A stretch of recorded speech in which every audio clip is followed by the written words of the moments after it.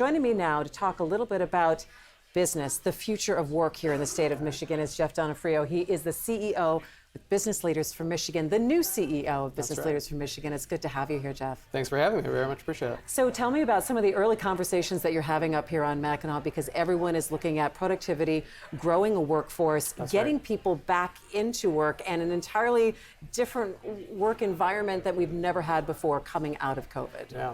Well, first, again, thank you for having me on. My compliments to Sandy, Brua, and the Chamber staff for putting on a great conference, even in a really tough environment here. But there have been a great number of conversations, and I think, if there were maybe three things I would say I hear more on the island, it's economic development. Are we competitive moving forward to land jobs, to grow the economy here in Michigan? Talent, what is going to happen as we emerge from COVID? This great talent migration, this great resignation, the consternation that a lot of employers are having right now with finding the workers to fill those jobs, to produce the goods that are in demand, really important. And then I think K through 12, making sure that we have the right K through 12 system that's going to make us best in class. Yeah, that pipeline of the talent into jobs and the education, and getting them to the higher ed, and then retaining the college grads here back in the state of Michigan. Talk to me a little bit about what we are seeing all of the headlines on, making sure that there are enough workers for the jobs that are open right now. What are CEOs telling you?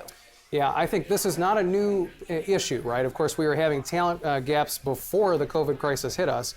But it's gotten worse, right? We've seen more people leave the labor force and not return, and not just because of unemployment benefits. There are certainly a lot of things that are keeping people out of the workforce, and there's this phenomenon happening where people are reevaluating what they want to do with their life. What do they want to do for the next 10 or 20 years? They're enrolling in school. They're taking some time to choose what it is that they want to do. Yeah, like a totally different profession path. And also, I think people are also talking about what companies stand for as well, and really having more of a connection to their employer and what that employer stands for and does. That's also informing their decision making. Yeah, that certainly they want to see themselves in their employer, and it's hard too sometimes when you're not going in the office to connect with the culture, to connect with an organization. So I think they're being very careful and deliberate in their choices. But what we need to do is I think Michigan as a state is make sure we can get as many people into the workforce in those good paying jobs, in those careers that lead to family sustaining wages, so that we can grow our economy and make sure that families themselves are successful here. So Michigan, of course, is not alone in that goal. You are competing with the rest of the Midwest, and then, of course, across the country, but specifically in looking at our neighbors next door, because they're all trying that economic engine, and they're all fighting for the same talent. What is making Michigan stand out right now?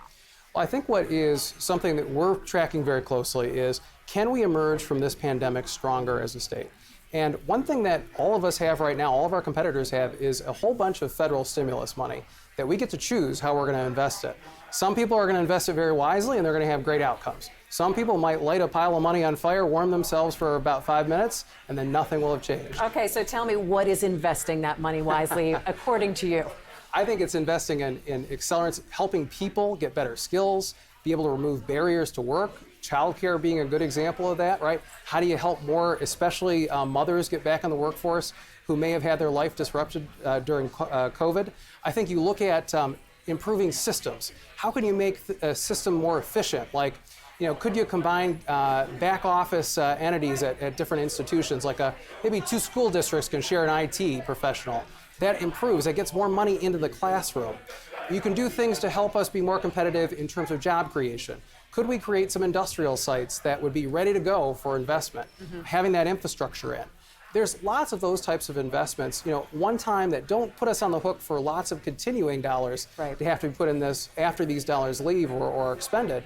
But smart investments like that, states around the country are making them. Indiana is putting $500 million into local economic development to make sure they can attract the next business into their state. Virginia, who's already top in post-secondary education, putting hundreds of millions of dollars to help people get degrees. That's who we're up against. And that's going to make a significant difference in the next 5 years. I want to hop back to something that you said a little bit earlier on in that answer, and talking about women in the workforce. We saw millions of women leave during the pandemic because of caregiving, childcare. What are some supports that we can get through here in Michigan? And is there political will to talk about maybe changing or putting some kind of putting some of that money towards childcare and helping women get back into the workforce? Because once they leave, getting back in even at the position that they were at is going to be very difficult without that flexibility. Yeah, that hurts families, right? If women can't be in the workforce earning a wage and continuing to make progress, it's going to hurt their overall income and their family's income too. I think what we saw during the pandemic is a couple things. Women and men who were in the workforce without children, actually women stayed in the workforce at a higher percentage than men. Women and men who both had children under 5, women left at 3 times the rate.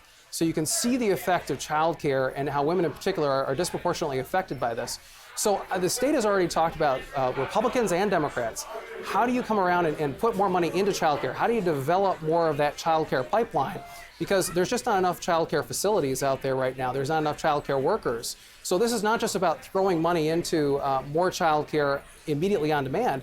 We have to actually make sure that the system can support this over the long term, so that there's those solutions in place 5 years from now, 10 years from now. But I also think we need to find ways to make sure that there's more pre-K available, especially for those who are close to the poverty line, to help individuals get into work, be able to make that progress into a high-paying job. Let's talk a little bit about K-12 Yeah. and education. Business Leaders for Michigan is a very, very powerful group of people in the state that can help influence the way things are done and where money can be spent in K-12. What do you see coming out of COVID, the advantages that we have now to make certain decisions to shore up K-12 that we have talked about now for the last 5 to 10 years here in the state of Michigan? I think we were talking about this earlier. We don't need another study, right? We need to make some specific changes, and we need to act now, because taking a system like our K through 12 system or any K through 12 system and trying to increase our incomes or outputs, excuse me. You look at this right now, Michigan is in the bottom ranking of states for 4th grade reading, for 8th grade math. And if you've seen the recent test scores coming out of the pandemic, we had this problem before COVID. That's right. And it's only gotten worse because of learning loss. And so what are we going to do right now to make sure we have the right resources in place to make sure, a top 10 state for K-12 is investing at least $2,000 more per pupil in the classroom, making sure that actually gets to instruction. What are we going to do to make sure that there's accountability, that those dollars are being spent with fidelity, with the best practices that we know are going to get the outcomes we want? And then how are we going to make sure that at the end of the day, that this diploma, a high school diploma, means something and it sets you up for your next path, whether it be into a trade, whether it be into college, or whether it be in the workplace?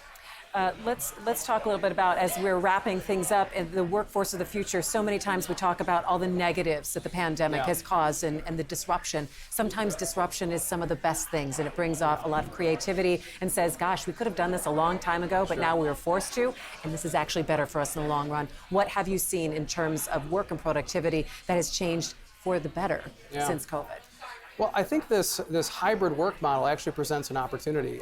Remote work presents an opportunity.